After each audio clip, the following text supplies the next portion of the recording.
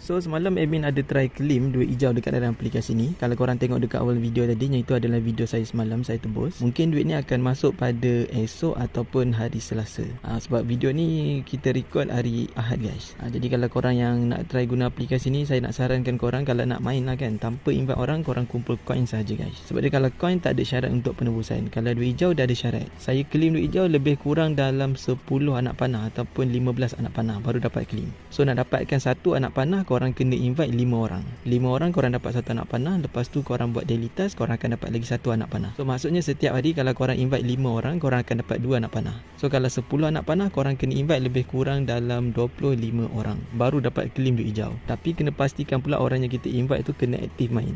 Kalau kita invite orang dia tak aktif main, kita tak akan dapatkan referral aktif. So cara nak aktif main tu senang je guys. Korang copy korang punya link, nanti share dekat kawan. Lepas tu korang kena suruh diorang main game dekat bahagian depan ni. Kena naikkan level sampai level 5 ataupun 10. Lepas tu orang yang kita invite tu kena buat daily task. Itu sahaja. Kalau dia tak nak main, dia boleh delete aplikasi dia guys. Kita invite orang untuk dapatkan referral aktif saja. Ataupun kalau korang yang tak ada kawan tapi korang yang nak try belajar invite orang, korang boleh dapatkan tip dekat saya guys. Saya ada sediakan tip saya cara nak promote, tip cara nak buat ayat dan juga grup-grup yang sesuai untuk korang promote. So nak tahu macam mana cara saya dapatkan referral, korang boleh dapatkan tip dekat saya geng.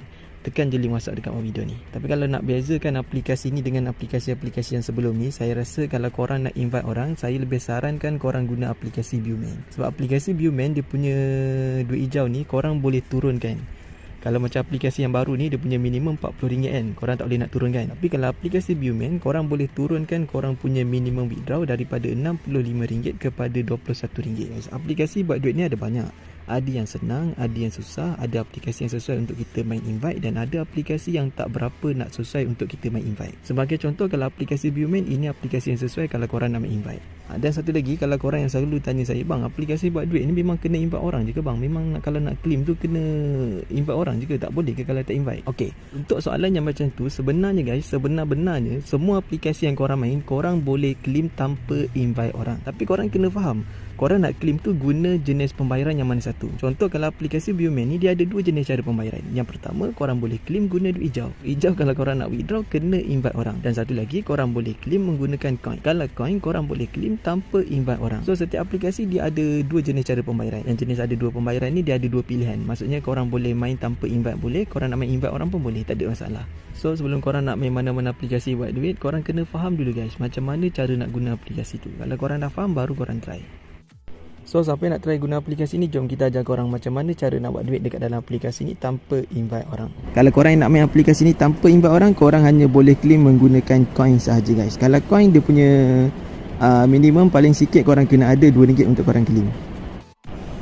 So cara nak dapatkan coin dekat sini, dia ada beberapa task yang korang boleh buat. Task yang pertama, korang boleh main game dekat bahagian depan ni.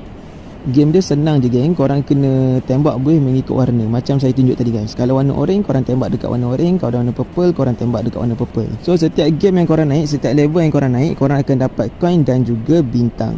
Bintang tu penting tau. Kalau bintang korang claim dekat bahagian sini guys, dekat bahagian star reward. Ok, kalau bintang korang kumpul boleh dapatkan coin. Dan satu lagi, coin korang dapat daripada game tadi, dia akan masuk dekat balang sebelah kanan ni geng.